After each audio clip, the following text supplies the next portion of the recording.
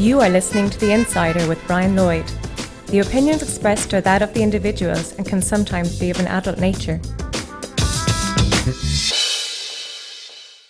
On today's Insider podcast, we're talking to Risteard O Domhnaill, or Risteard O Domhnaill. O'Donnell, Jesus. See, this is it. I haven't got a word of Irish in me, so it doesn't really work. But you're director of The Pipe, the brilliant documentary from a couple of years back, and your latest one is Atlantic. Now, if I'm right in saying, and we were talking about this before we went off air, I mean, they're very different beasts, aren't they? Yes. I suppose I started filming The Pipe kind of by accident. Yeah. I was down in Mayo, my uncle's farm, and of course the Carib protest kicked off almost next door. And I went down. I'd done a night course in film and TV, and I was just getting into camera work. I went down filming the protests in the morning, every morning in front of the refinery where the Gardaí would come and move people and the scuffles, and I'd send the tape to news, and if they used it, they'd pay me a fee, and that was grand for a while. As time went on, I became disillusioned with, say, how the story was being portrayed throughout the media in general.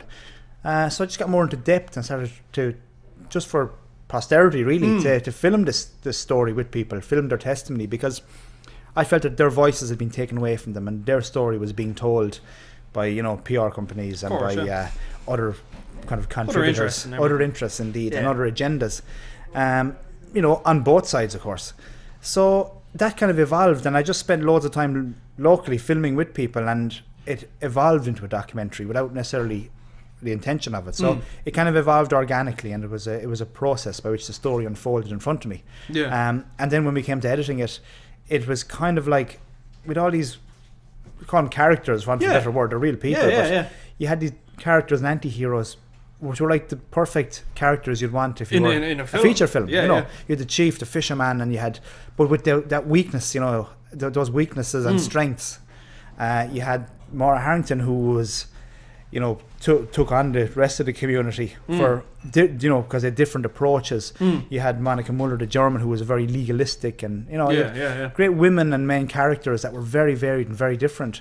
And because they were so eloquent and so good at telling their own story, there was no need for voiceover, Of course, it all happened, which was a good thing, in a very small community, small area. So it was very kind of tight as a narrative. Whereas with Atlantic, I can approach this to try and tell the story of the politics and the story of the resource of the oil and gas, which has been perceived to have been given away by certain politicians. But as I got into that, I became aware then of how the fishing had been given away to Europe. And then I wanted to get context, so then I went to Newfoundland, then I went to Norway. So very quickly this story grew from one story to about 6 stories. So my editor was pulling his hair out going, why couldn't you do a story about one of them instead of all these? How am I supposed to pull this all together? Why don't you just do the fishing in Norway, or do the oil in Ireland or something, But I was like, I wanted to show how the Atlantic's resources had been managed, how it had affected the coastal communities. So you're bringing in everything from the history of the politics of it right up to the ecological impact and trying to tie them all together, which is probably why it was so important that with Brendan Gleeson we got him for voiceover, because essentially in the doc he's like the voice of the ocean. You've 3 communities, one's in Newfoundland, one's over in Norway, and the other one is in Ireland. So how, like thousands of miles apart, how do you tie them together? And what was good with the voiceover was that Brendan didn't try to take over or impose. He very subtly kind of knitted, kind of speaking like that deep sort of ocean voice. Brought those communities together, those people together, so that after a while, it doesn't really matter if it's a community in Norway or if it's a fisherman in Newfoundland. We just see them as kind of ocean people, And their communities are kind of drawn together by what they share, which is the ocean, the challenges of the ocean. Like, it's interesting because, like, you can see, and you were saying this yourself as well, like, it did kind of start off as in, like, the death of the fishing communities in Arranmore Islands and all the rest of it. But what's interesting about the film was, and as I was watching it, at one point I was thinking, I suppose I kind of went into it, and I'll be honest and say I know nothing about fishing, and I know nothing about oil or any of that. But you kind of go in thinking, right, well, maybe this is just, globalization, and maybe this is just progress and all that sort of thing. But like, the film is quite smart in that, like, it shows each side of it quite well.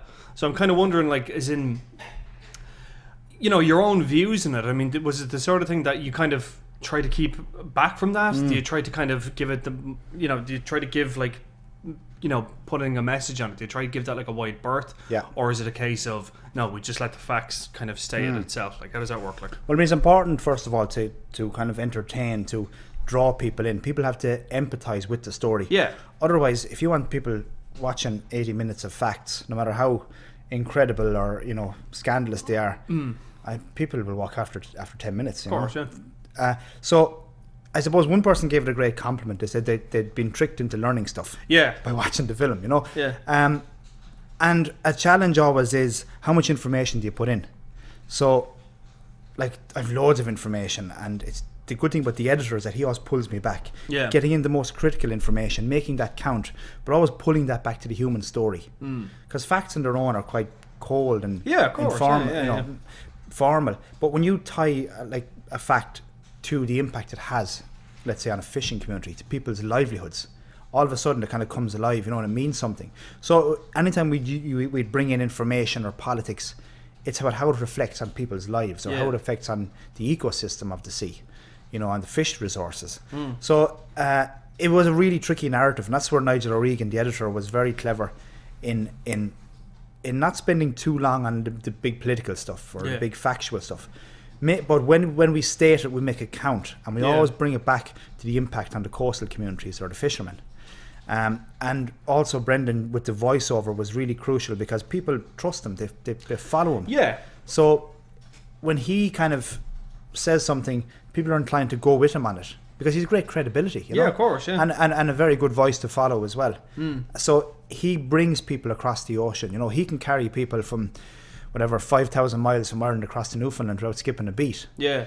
And that was really, I think, with the editor and with the voiceover, knitting all those together. Because I just landed up with, all the footage, 400 hours of footage, and kind of go, here, can you make this work in some way? Was it really that much? 400 hours, yeah? I don't know. Well, I know the pipe was about that much, at 500. And I've been at this for 3 or 4 years, so there was a lot. Yeah. And now, of course, we're bringing in different formats, archive and other stock footage and that, because it's a very difficult and accessible area to film at a time. So a lot of the super trawler stuff, some from the aerials that we to get from Norway, some I filmed myself. When you're looking at oil rigs, you're trying to find other sources of footage. So although most I would have filmed myself, there's a lot of other favours I kind of called in and got people to contribute other kind of footage, to kind of to bring the whole story together kind of seamlessly.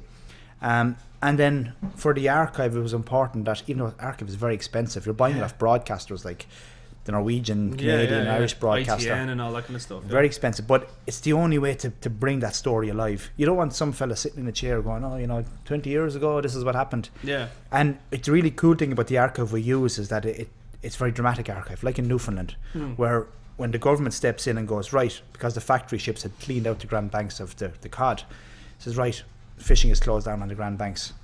That's it. And then you see the guys like bashing in the door. Yeah, the fishermen, they're like, the despair, the anger, they've seen their livelihoods, generations of fishermen, their livelihood just evaporates, and they're trying to bang down the door, actually break down the door to get at the minister. There's such anger. Yeah. And you can see that come to life in the archive, which is great, because you're bringing the past decisions to life in a way that reflects on the emotive and on the human story, not just telling some story that happened years ago. Yeah. So it's tying all that together was a real challenge in the edit. And it's actually on that, because I remember that scene in it. It really stuck out in my head. And it's brilliant. Like the fact that you had the old archival image, but when I think of the whole documentary as a whole, it's weird. The tone of it is not angry. Do you know that sort of way? You would think it would be angry and I can't believe what the fuck they're doing to the Atlantic, and they're doing this and they're doing that and doing the other.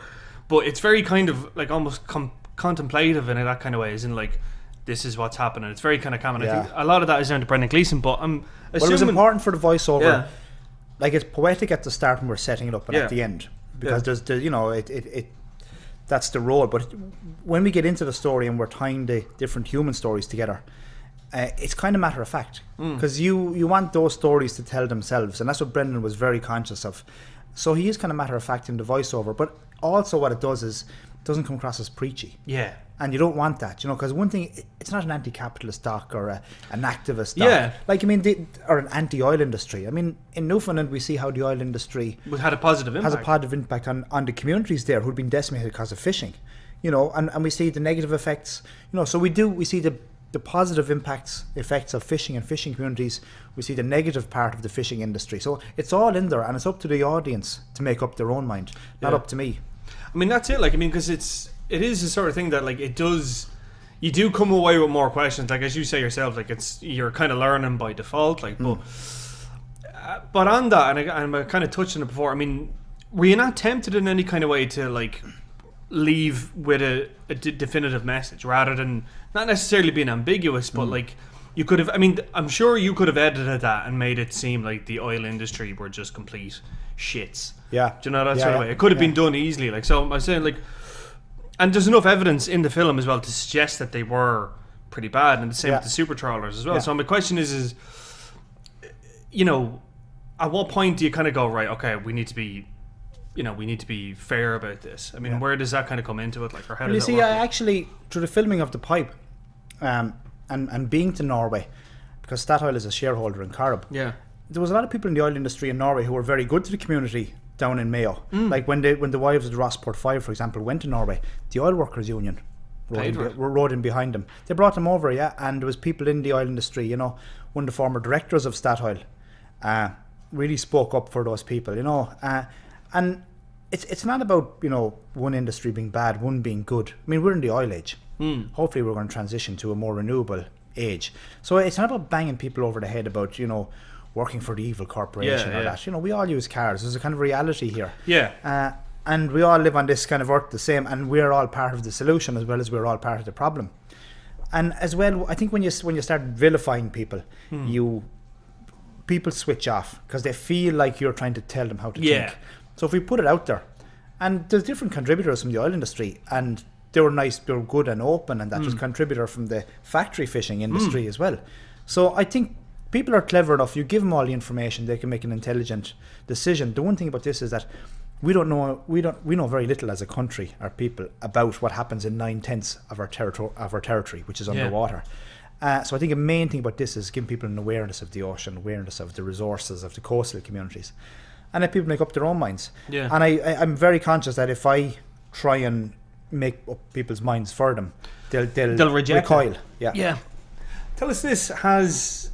Have you showed this to Simon Coveney? Because I know he was in it, and he gave a bit of a nothing answer really to it, I think. But I'm kind of curious, because I mean, again, like, I didn't even realize this myself, that there was like entire armadas of like foreign fishermen out there, like, and they're doing it illegally as well. Like, has he seen this? I mean, are they aware of this, or did they just don't give a shit? I invited Coveney to the last screening, but I'll invite him again. It'd be great to have him on for the discussion. He hasn't turned up to any screening, have you? Well, no, I invite him to the main festival screening, but he's a very hard guy to dislike. Often it's easy to let's say label or vilify the politician or the industry guy, but he's actually a very likeable person, and he never refuses interview. But he's an awful guy to interview, because you ask him a question and he gives you back a kind of an answer that's so convoluted and complex you even forget the question. He's not refusing to answer, but he just kind of spins a whole lot of stuff back at you, So I found it very hard to get a clear answer on the super trawlers or on, let's say the distribution of quotas that Ireland has.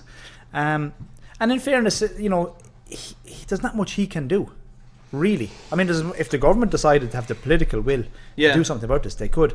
But Simon Coveney goes over to Europe. There's not a huge amount of political will behind him making changes. And he's up against all these different countries who are very happy with the situation as it is in Irish waters. It'd be a different situation if he was going over on his agricultural brief, where you have 100,000 angry farmers behind. If he doesn't come back with if he doesn't come back with a good package, they're on O'Connell Street in the morning and they can vote in big numbers. Fishermen are, because of the nature of fishing, they're very disunified. Because they're hunters. They compete with each other out in the ocean. They're in communities of small populations that are very spread out in remote areas. So there haven't been a strong lobby over the years, and fishing has always been looked down on, like say by the farming, the shopkeeper class. The ocean was looked at something negative, where it was associated with emigration, or eating fish on a Friday as a penance or tragedy. I mean, you think of the news, when you hear of a fishing community in the west of Ireland, it's generally you hear about it because there's been some tragedy or something negative. Very rarely is it because of something very positive. It's interesting as well that... Oh, but to answer your question on Coveney, sorry. Coveney, yeah. No, but I mean, Coveney is very engaging, and he has done some positive things quite significantly in terms of research and technology and kind of blue technology with the ocean and with the Marine Institute and research and renewable energy. So that's important to give him credit for that. He is kind of pushing that, but I don't think he gets the value that's kind of non-financial that's in small fishing communities and as well in small farming communities. There's a real non-financial wealth in a small community, in the fabric of a community, and I think we have to be quick. We have to be cognizant not to throw the baby out with the bathwater. It's not about bigger is better. Bigger is sometimes very destructive. It might be better in the short term, but if we invest in sustainable communities, be they farming or fishing communities, they can sustain themselves for generations, and be a real asset to the country. Yeah, because it kind of strikes me that, like, even if it wasn't foreign fishermen, I'd imagine it'd be the kind of thing, that amount of boats out there would be Irish boats. Now that's great for us as well, obviously, because it's keeping everyone in employment and it's doing this, that, and the other. But I would imagine we'd eventually reach the same point that the Canadians did, where it's like, okay, there's no more fish, everybody fuck off, kind of thing. Like. So it's kind of, I suppose my question is, and this is, I'm asking this to you, and obviously this is more for, I suppose, for a debate or whatever, but like, what makes you think the Irish man would be any more responsible than the Dutch man? Precisely. Yeah, it's been asked me a few times, and you're right. I mean, fishing by its nature is competition. Yeah. And yet the danger is what they call a tragedy of the commons. You have a common resource, unlike a farmer that has a fence around his field. Yeah.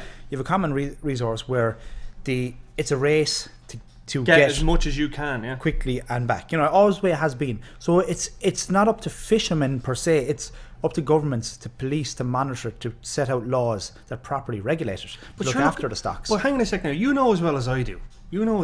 Fucking Irish politicians in this country, they have no idea of playing the long game. It's always about the short term. Yeah. So even if we had all this, I really don't think this would be a case of... I don't think the Irish government would have the wherewithal to actually try police it in any kind of real way. They're certainly not doing it now. They're policing the small fishermen. Yeah, and they're not effectively policing the big boats. There's not even observers on these big, massive super trawlers. I was going to say as well. But there's 5 fishery officers. Yeah. Going around hiding behind rocks trying to catch out Jerry Early for 1 or 2 salmon. Yeah. Do if those 5 fishery officers were on 5 super trawlers, I tell you, you'd have a lot more conserved. But even this as well, like, I mean, what's the point in us having a navy if we're not going to send it out after these? But the navy, they do go out, and especially in recent years, they do board. But these big, massive factory trawlers, they've got the technology of the space station. They can see who's coming a long way off. Yeah. They've got freezers that are 50 below, big warehousing underneath, below deck. I mean, they can hide things. They can. And a navy officer going on board in a rubber suit. Going down below to inspect, these big massive cartons of fish. You wouldn't know what to look for. Like, your man in Terminator 2 that's trying to walk through the dry ice. Of course, yeah. He just smashed the leg and smashed off. Exactly, he wouldn't last 2 minutes in one of those places. Yeah. So the whistleblower in the film shows kind of how easy it is to get away with. Yeah. With blue murder, basically, out at sea. Yeah. And if you do get caught, you pay the fine, you move on. The catch is so valuable. Is that your phone going off there? Could be. Can you hear it? I can leave it on silent. Do you want to answer it? No, that's great. You sure? Yeah. Alright, I'll just say I'll call you later. Yeah. Right. Where are we? Yeah. So you're right. I mean, let's say if it was opened up to just Irish fishermen, we'd have the same problem. We'd have the tragedy of the commons, and in Ireland there's about 20 very big boats that, are quite big. They have 88% of the mackerel quota. They're mostly based in Killybegs. And there's an unfairness within the Irish fishing industry too. A complete reform is needed. So it's all about management and policing. And I think fishermen working with conservationists, as they now do in Newfoundland, because they've realised if you go at it and overfish it, nobody benefits. Yeah. Tell us this. One of the things in the film that I thought was really interesting was how like the slow motion cameras and all this kind of thing, like, and it looked really, really cinematic. I mean, was there any kind of specific films that you looked at to kind of give yourself a bit of a creative juice, or was it more about taking all the footage in and then working it out from there? It's probably more about taking the footage in. Was it? Yeah. I mean, I probably don't watch as many films or documentaries as I should. I mean, I work as a television camera mostly, cameraman, and the people I work with a lot were kind of working with me on this. Like the slow-mo stuff was Cyril O'Regan, who I do a lot of work for. Yeah. The editor, Nigel O'Regan, I work a lot with as well, his brother. So it's kind of about following the story and necessity, really, like in The Pipe as well. It's the necessity of not having that big budget, having to film most things myself and do the sound myself. Yeah. But in return, that gives me that access and that kind of more intimate feel back. Yeah. You don't have a crew, so you can get very familiar with your subject, and they speak to you very naturally. There's not that barrier. Yeah. And of course, then you're trying to bring in archive or bringing in stock footage of rigs that like you can't get yourself. Yeah. So it's very much a necessity. It's really only in the edit that some kind of a narrative comes through, or kind of a style or general approach. I just try and follow the story, and a lot of strands that I'd be following just hit the cutting room floor during it. So I don't know how well it knits together, let's say visually and everything, or is there massive inconsistencies in the music and the footage and all, but it's whatever works to tell the story. And I probably don't really follow any particular style or that. It's more what needs to be on. But Nigel O'Regan, the editor, probably he would be very much more cognizant of the tone and how it looks, and other documentaries and films, and he's very important in the edit, because like we fight like cats and dogs in the edit over things, and that's good. You have an editor who won't allow you to be indulgent, have too many nice whale shots or things like that, and he really, that was important, that the narrative was very clean and tight, and that we didn't dwell too much on something just because it was nice and it looked pretty kind of thing. It kind of moved the narrative on, and that's jumping around with so many different stories. You have to keep the audience engaged. Do you see yourself continuing on with documentaries for your next one? I mean, do you see yourself kind of consistently doing documentaries? Do you see yourself doing like a feature film? What do you think? I don't know is the honest answer. I'd be very slow to jump back into a doc like this. I mean, in Ireland and probably everywhere, it's very hard to get funding for these kind of documentaries. So you're getting a bit of funding, you're trying to do a bit of filming, you're doing other work, other places, like this one now. I was hitting a brick wall trying to get support for the doc from kind of official funding sources. So it was kind of, okay, what about how can we get funding? So that's where we went to the crowdfunding, funded.ie. And the response was incredible. It's tough work as well, you got to put a lot of work into it. So there's a lot of work in fundraising, and then going to film funds in Newfoundland and Norway and the Irish Film Board, I'd imagine it was very stop-start then, wasn't it? Yeah. And I don't know as I come across in the documentary, but it's not that you can plan out, okay, 6 months I'm going to be filming all this. You're getting a bit of funding, you're doing a bit of filming, or you go working for a bit and they can fund you to go to Norway, or someone will lend you a few quid and off you go again. It's kind of like that. It is very stop-start, and there are times where you're thinking, like, am I on the right path, or is it working? Is the work continuing on? It can become kind of stressful like that. But I'll be very slow to jump back into something like that again. It really. But again, the problem is it's chicken and egg. The funding isn't there for that kind of budget to do something like that, I think the general will to fund documentary like that. So it definitely is a dilemma. Like, and I've 2 kids as well, and it's gotta work. I think about them. I've kind of given a lot of time over to this and to the pipe as well. And so it's just kind of looking forward to this summer being able to go around to different screenings around the country and festivals and bring the film around and actually enjoy, let's say, the west coast of Ireland and being in places, as opposed to getting to a place to do something to leave again as quick as you can, going somewhere else. Has it been screened for any of the people in Ironmore yet? Have they seen it? Not Ironmore. We were down in Castletown Bear in the Cinemobile. The big Cinemobile. I know it. So we were in Kinsale and Castletown Bear and Dingle, places like that. And in Castletown Bear they put on a big kind of spread where local producers cooked up fish and everything, and had music, and it was really cool to have fishermen. Now Castletown Bear Fisherman's Co-op put in a few grand into the film through the crowdfunding.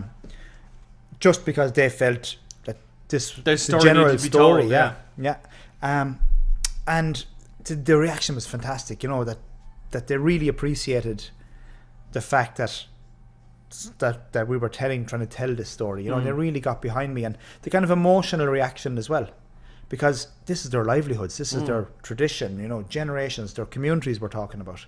So the fact that we can show that and show it in this right emotional context and proper context, I think is really important, and kind of start a discussion or bring the discussion onto a platform where people, not just people on the coasts, which are kind of the preaching to the converted, but people around the country can start talking about it, you know, and realising the value of our ocean, because it's not just for fishermen and coastal communities. I mean, as a country, as an island, you know, we can really benefit from our resources, and our coastal communities are a real amenity.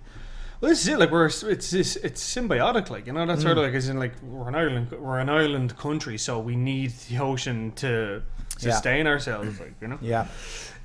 Both financially and non-financially. You know. Yeah. I mean, as well, you know, like the benefits of eating properly locally sustained fish. You know, from the fisherman who's catching it to the processor, to your health benefits, everything. Yeah. You know, and that appreciation then of the ocean.